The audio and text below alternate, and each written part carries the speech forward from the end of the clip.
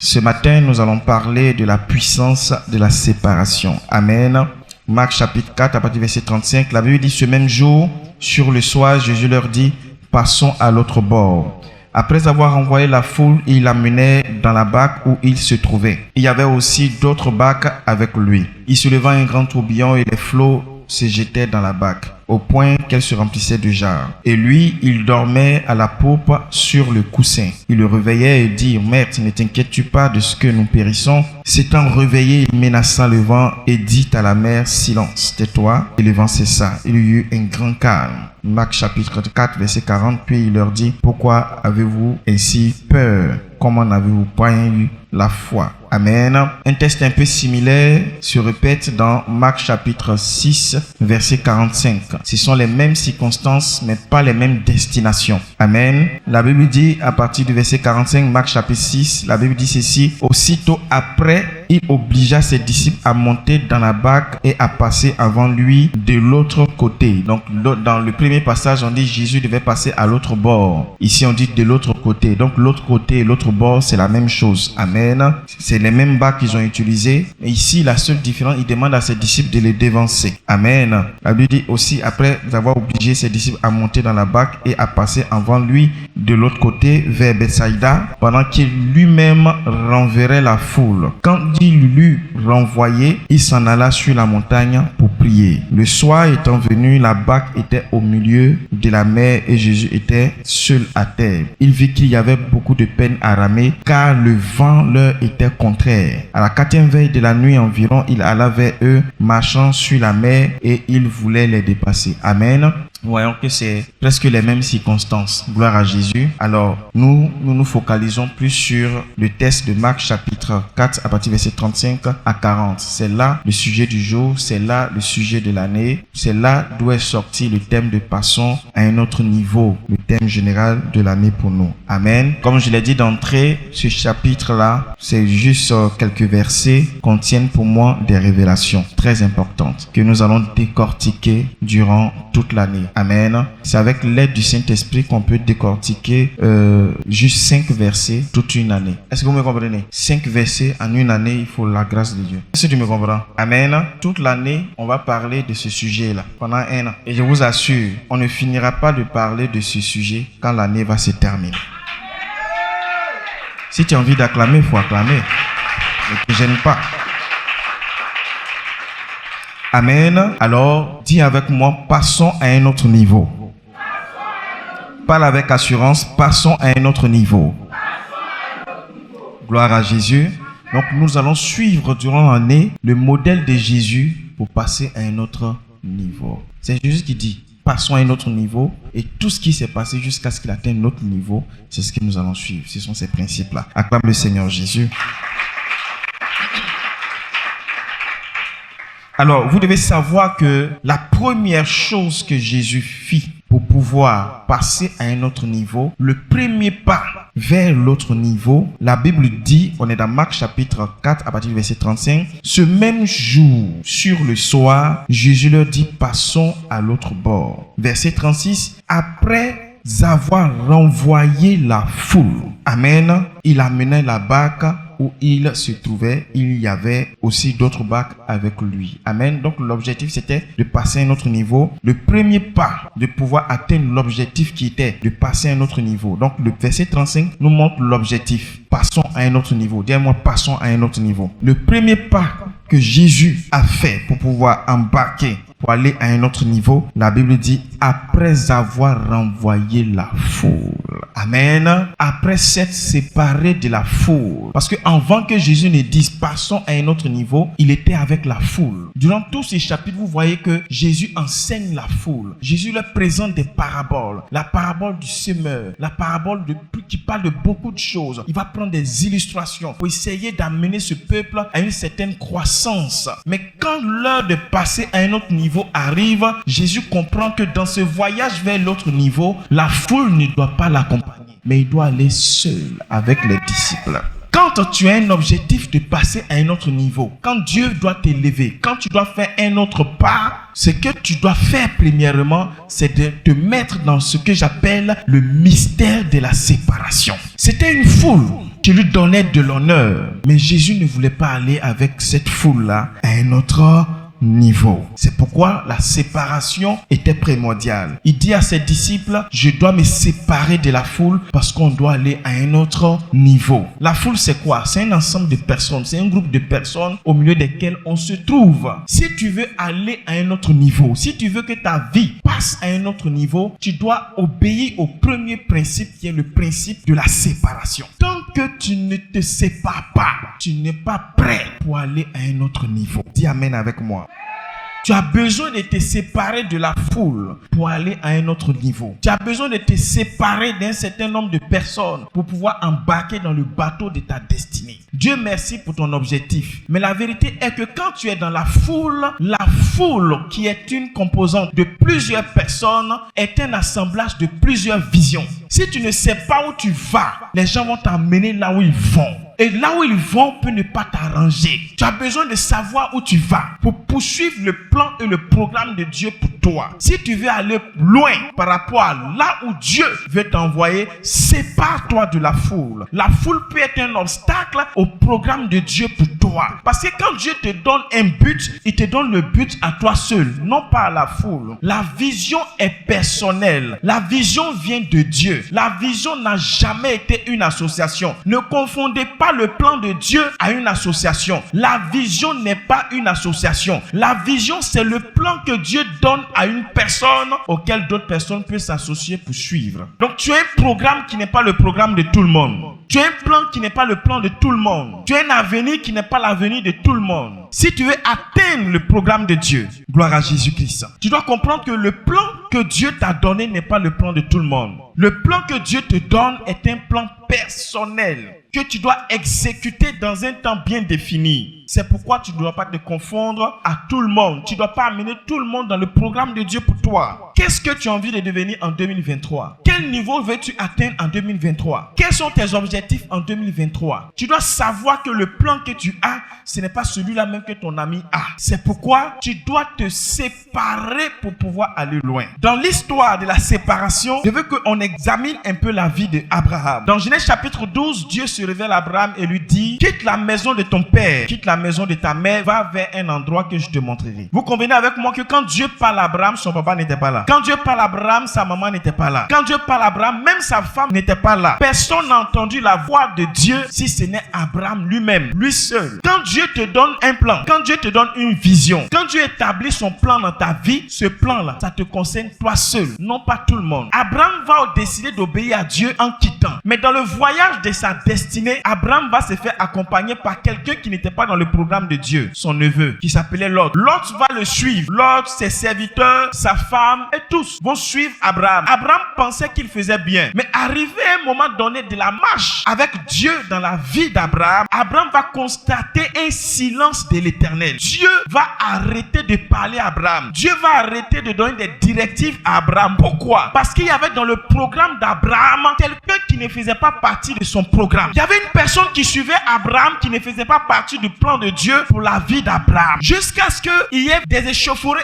entre les serviteurs d'Abraham et les serviteurs de Lot. Alors, Abraham va décider de dire à Lot, tu es mon neveu, c'est vrai, mais par rapport à la vision que Dieu m'a donnée, je suis en train de comprendre qu'on ne doit pas faire route ensemble. Séparons-nous. La Bible dit dans Genèse 13, verset 14, l'Éternel dit à Abraham, après que Lot se fut séparé de lui, lève les yeux et du lieu où tu es, regarde vers le nord et le midi, vers l'orient et l'occident. Car tout le pays que tu vois, je te le donnerai à toi et à ta postérité pour toujours. Dès que Abraham s'est séparé de son neveu, le même jour, la voix de Dieu s'est fait entendre à Abraham. La Bible dit, dès que Abraham s'est séparé de Lot, la voix de l'Éternel s'est fait entendre à Abraham. Où était la voix de l'Éternel tout ce temps? Le problème est que Dieu veut te dire des choses que certaines personnes ne doivent pas entendre. Dis amen avec moi. Dieu veut t'amener quelque part où il y a des gens qui ne doivent pas te suivre. Dis amen avec moi. Quand Dieu a dit à Abraham, je vais te lever, j'ai besoin de toi, je veux que tu fasses un sacrifice important, j'ai besoin que tu pose un acte puissant.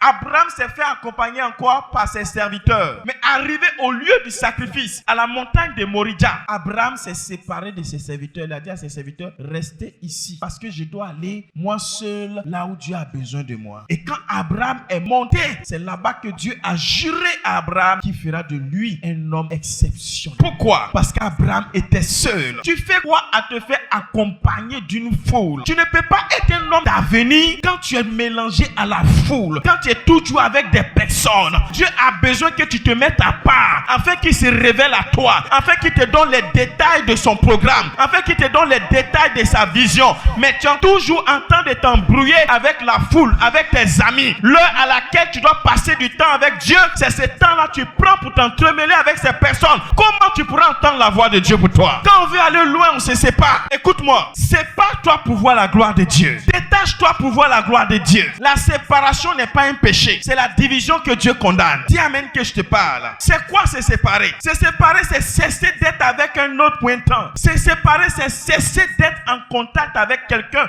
ou quelque chose point de temps. Si tu veux être élevé, il y a un moment où tu dois prendre la décision de cesser d'être en contact avec un certain groupe de personnes.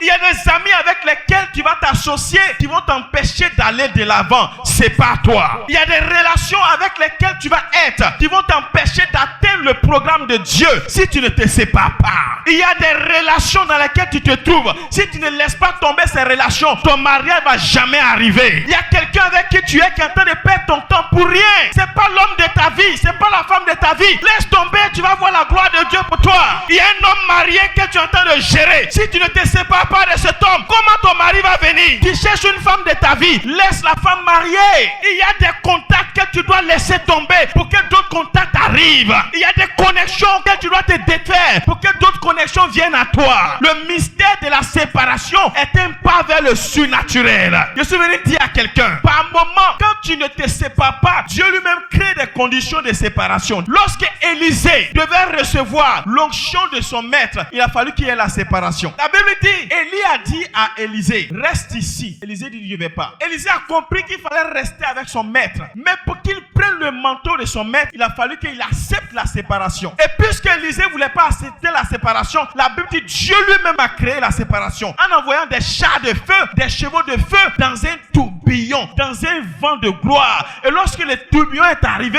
la Bible dit quoi? Le tourbillon les séparait. Et lorsque Élisée et Élie ont été séparés, c'est en ce moment-là que le manteau d'Élie est tombé. Tu n'auras pas de manteau si tu ne te sépares pas de la personne de qui tu dois te séparer. Il y a des gens qui étouffent ta vie. Il y a des personnes qui étouffent le programme de Dieu pour toi. Sépare-toi pour que Dieu se révèle à toi. Écoute-moi, sans séparation, il n'y a pas de gloire. C'est pourquoi tout arbre qui veut grandir laisse tomber toujours des branches. Si tu veux grandir, il y a des personnes qui doivent te quitter. Si tu veux grandir, il y a des personnes que tu dois quitter. Ne pleure pas quand quelqu'un te quitte. Ne te morfonds pas quand quelqu'un te quitte. Le fait qu'on te quitte, ce n'est pas la fin du monde. C'est juste une séparation. Si tu acceptes cette séparation, Dieu remplacera celui qui t'a quitté par quelqu'un de meilleur. C'est par le mystère de la séparation que le Saint-Esprit est avec nous. Jésus a dit, il est avantageux pour vous que je m'en aille. Parce que si je ne m'en vais pas, le Saint-Esprit ne viendra pas. Il fallait que les disciples acceptent la séparation. Il fallait que les disciples acceptent que Jésus-Christ se détache. Jésus-Christ parte.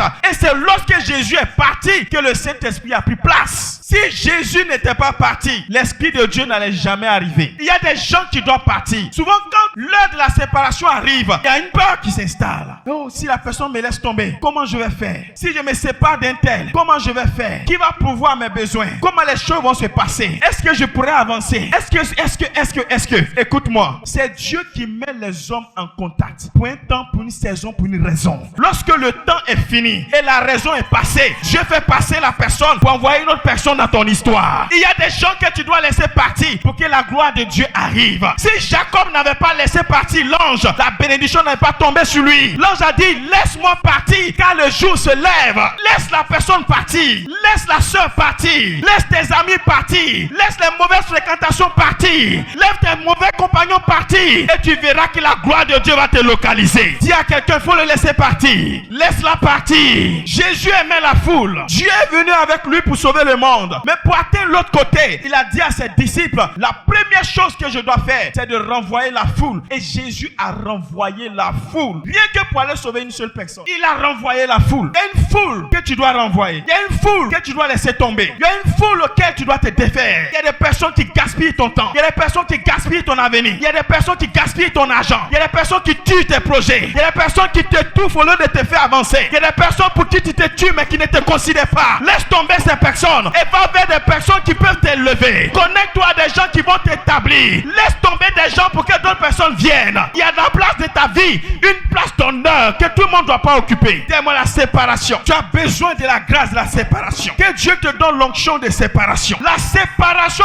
apporte la transformation. La séparation apporte le changement. La Bible dit dans le livre de 1 Samuel chapitre 10 verset 9, dès que Saül eut tourné le dos pour se séparer de Samuel, Dieu lui donna un autre cœur. Dès que Saül tourna le dos à Samuel pour se séparer de lui, Dieu lui donna un autre cœur. Il y a des personnes de qui tu dois tourner le dos, aller de l'avant pour que Dieu te donne un autre cœur. Il y a des personnes, si tu ne te laisses pas conduire par Dieu pour te séparer de ces personnes, tu ne vas jamais vivre une vie qui plaît à Dieu. C'est pourquoi le Seigneur dit, sortez du milieu d'eux, séparez-vous d'eux, laissez-les tomber. Il était parmi eux. Le cœur de Saül n'était pas un cœur de courage, mais lorsqu'il a tourné le dos à Samuel, la Bible dit qu'il s'est séparé. Dieu changea son cœur à un autre cœur. Dieu lui a donné le cœur d'un garçon. Pourquoi? Parce qu'il s'était séparé. Je vais dire à quelqu'un, pendant que le Saint-Esprit est en train de te localiser quelqu'un ou de qui tu dois te séparer, pendant que tu te sépares de cette personne, que Dieu te change à une autre personne. Que Dieu t'élève au nom de Jésus-Christ. Que Dieu t'établisse au nom de Jésus-Christ. Il y a des gens qui portent la poisse. Il y a des gens qui ne lèvent pas. Sépare-toi de ces personnes. Tu es un chrétien, tu fais quoi? Il est buveur. Tu es un chrétien, tu fais quoi? Il est drogué. Tu es un chrétien, tu fais quoi? Il est prostitué. Tu es un chrétien, tu fais quoi avec les escrocs? Tu es un chrétien, tu fais quoi? Il est pécheur. Quitte au milieu de ces personnes. Sépare-toi. Sépare-toi. Sépare-toi. Sépare-toi. Et ta lumière brillera. Dis amen.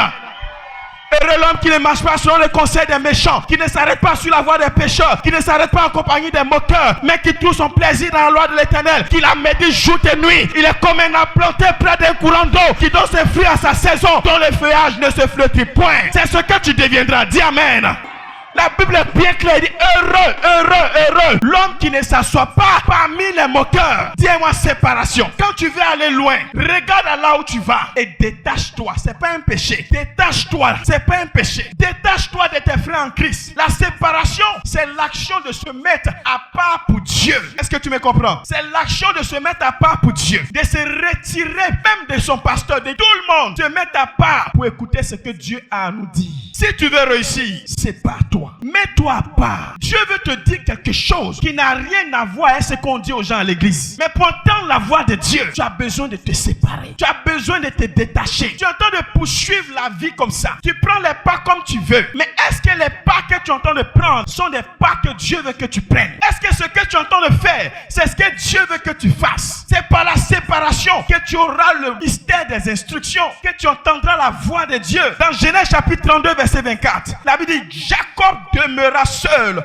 Alors un homme lutta avec lui jusqu'au lever de l'aurore. Tant que Jacob n'avait pas pris sur lui la décision de laisser sa femme et ses enfants, tout ce qui lui appartenait, ses serviteurs, pour se mettre à part seul, Dieu n'allait pas descendre pour qu'il lutte. Est-ce qu'on se comprend? La Bible dit, il demeura seul. Alors il y eut un combat entre lui et Dieu. Pourquoi Dieu est venu à lui? Parce qu'il était seul. Jacob a marché tout le temps. Dieu n'est pas venu à lui. Mais quand il s'est séparé de ses femmes, il s'est séparé de ses enfants, il s'est séparé de ses serviteurs pour se mettre à part seul, Dieu est descendu, Dieu est venu jusqu'à lui. Et c'est de là qu'il a dit à Dieu, bénis-moi. Et le Seigneur a changé son nom de Jacob à Israël. Pourquoi? La séparation. Détache-toi un peu. Tu es trop dans la confusion. Tu es trop avec la foule. Tu es trop mélangé. Les grands hommes sont des hommes solitaires. Il y a un temps pour être avec tout le monde. Il y a un temps pour se mettre seul. Isaac était célibataire. Un soir, dans Genèse 24 à partir du verset 63, la Bible dit, Isaac est sorti dans les champs seul pour méditer. Et après la méditation et la prière, quand il a levé les yeux, il a vu Rebecca, sa femme. Le problème, c'est que l'homme de ta vie est là, mais tu ne te mets pas à part pour le voir. C'est pourquoi tout ce que tu vois, tu as l'impression que ce sont eux. En réalité, ce n'est que du chimère. Mais si tu te retires pour rester seul avec ton Dieu, Dieu te éclairera, Dieu te parlera, Dieu se révélera à toi. Dis amen.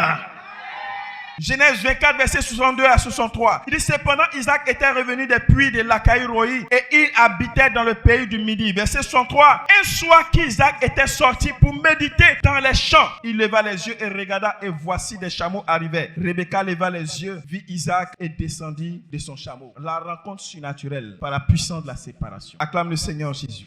2 Corinthiens chapitre 6, verset 14. Il dit, ne vous mettez pas avec les infidèles sous un joug étranger. Car quel rapport y a-t-il entre la justice et l'iniquité? Ou qu'y a-t-il de commun entre la lumière et les ténèbres? Amen. Verset 17, dit, c'est pourquoi sortez du milieu d'eux et séparez-vous, dit le Seigneur. Ne touchez pas à ce qui est impur et je vous accueillerai. Et je me révélerai à vous. C'est pas toi pour voir la gloire de Dieu. C'est pas toi, tu vas voir que Dieu va se révéler à toi. Le mystère de la création était un mystère de séparation. Lorsque le monde était dans le chaos, dans Genèse chapitre 1, vous allez voir que Dieu dit que la terre soit, la terre fut, que la lumière soit, la lumière fut. Et au verset 4 du Genèse chapitre 1, la Bible dit quoi? L'Éternel sépara la lumière d'avec les ténèbres. Le deuxième élément que le Seigneur a séparé, il sépara les cieux de la terre. Ça veut dire quoi? Le ciel et la terre étaient confus. La lumière et les ténèbres étaient mélangées. Mais pour que la lumière donne toute sa gloire, il a fallu que Dieu sépare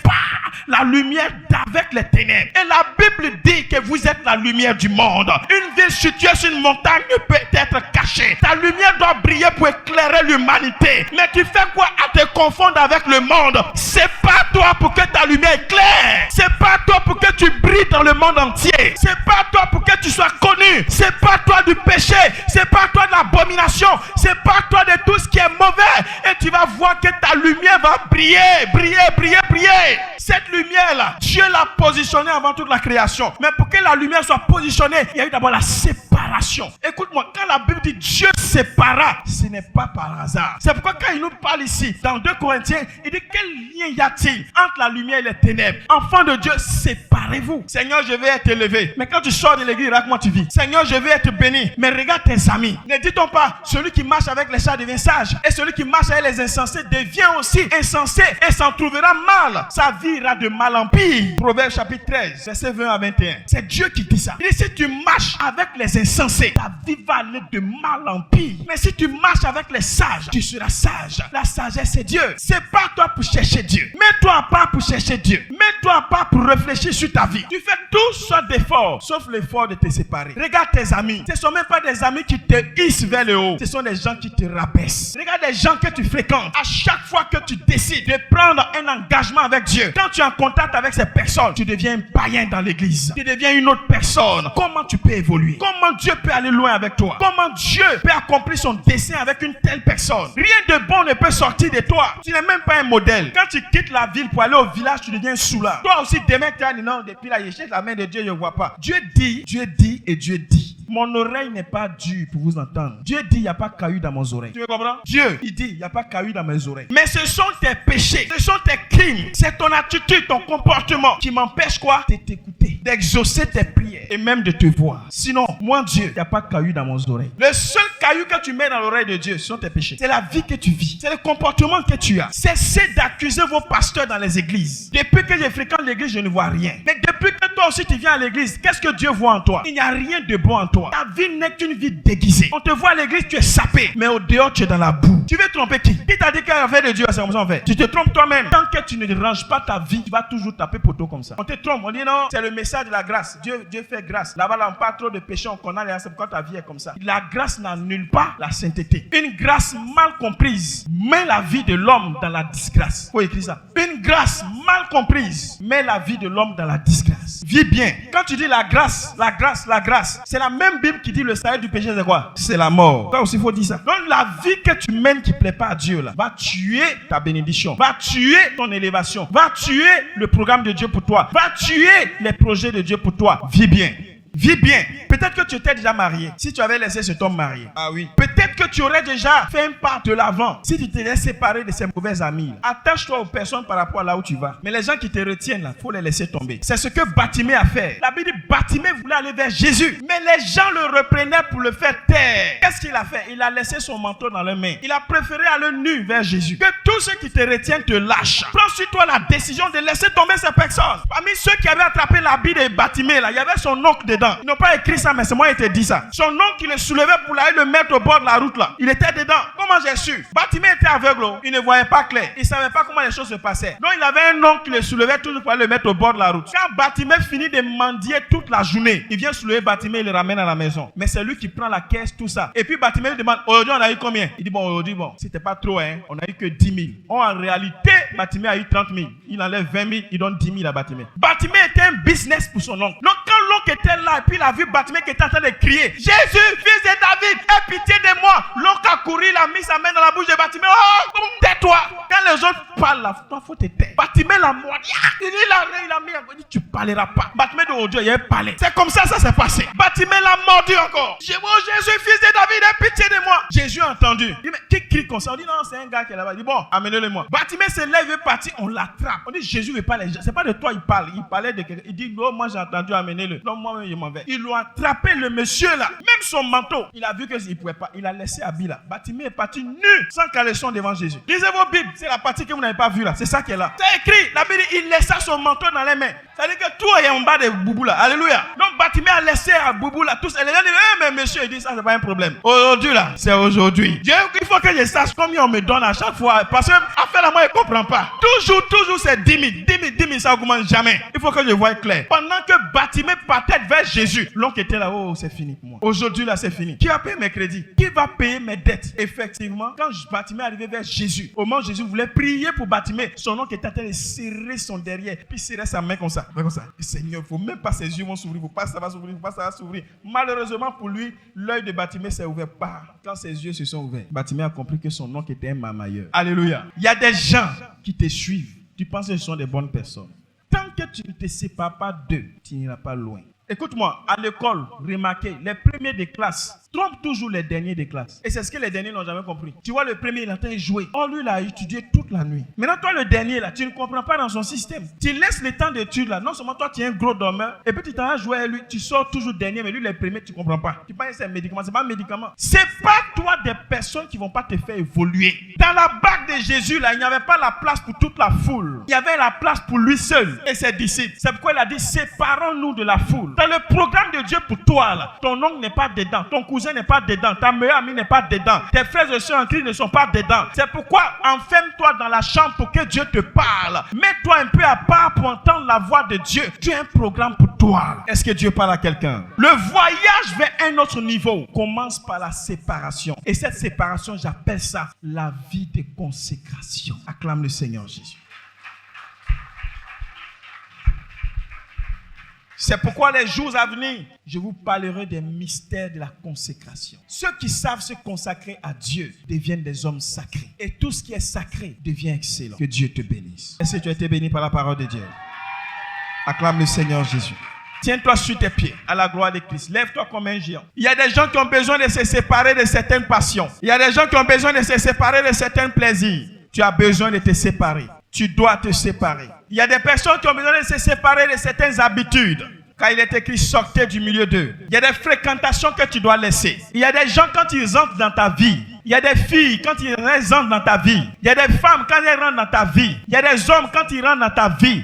Les choses commencent à se gâter.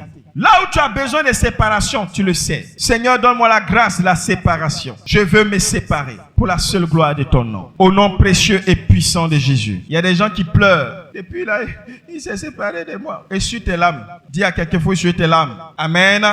Essuie tes larmes. Il y a des gens là, aussi longtemps que tu vas être avec eux, ta gloire ne va pas arriver. Le fait qu'ils se soient détachés de toi là, c'est pas un crime. Si tu n'acceptes pas cette séparation, celui qui doit venir dans ta vie ne viendra pas. C'est pourquoi Jésus a dit, il est important pour vous que je m'en aille. Il était en train de dire à ses disciples, laissez-moi partir. Laisse ton ex partir.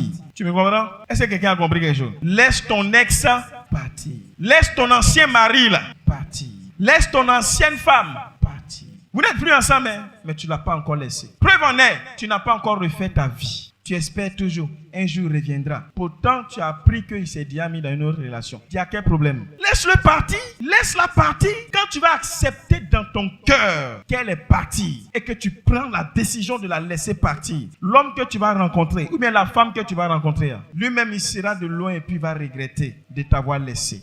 Elle va regretter d'être partie. Est-ce que tu me comprends? Laisse ton ex partir.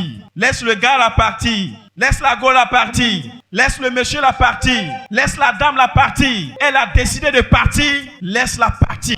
Ne dit-on pas que le vrai bonheur, on ne l'apprécie que lorsqu'on l'a perdu? Quand est-ce que tu deviendras un bonheur apprécié? Si tu n'apprends pas à laisser la personne sortir de ton cœur.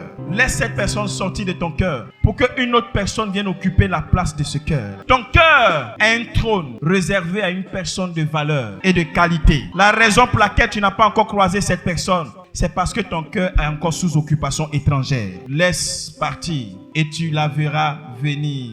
Laisse partir et tu le verras venir. Laisse. Dis à quelqu'un, il faut laisser. Il y a des gens, depuis qu'il y a eu séparation, ils ont pris la décision de ne plus se marier. Et tu vis comme ça. Tu vois tout le monde en ton ex. Qui t'a dit que tout le monde est comme lui? Preuve en est, peut-être qu'il s'appelle Nestor. Est-ce que tout le monde s'appelle Nestor? Celui qui vient vers toi, est-ce qu'il s'appelle Nestor? Parce que tu as été frustré par un Guéré, ou bien par un Congolais, par un Gabonais, par un Nigérien. Si le prochain qui arrive est un Congolais, oh, tous les Congolais sont mauvais. Est-ce que tu connais un Congolais? De toute façon, Congolais est mauvais. Tchoula est mauvais. Ou bien Guéré. De toute façon, Guéré est mauvais. Baoulé est mauvais. Non, hein? Tous les Baoulés ne sont pas mauvais. Tous les Guérés ne sont pas mauvais. Tous les Congolais ne sont pas mauvais. Tous les Nigériens ne sont pas mauvais. C'est le Nigérien qui s'appelle Dibela. C'est lui qui est mauvais.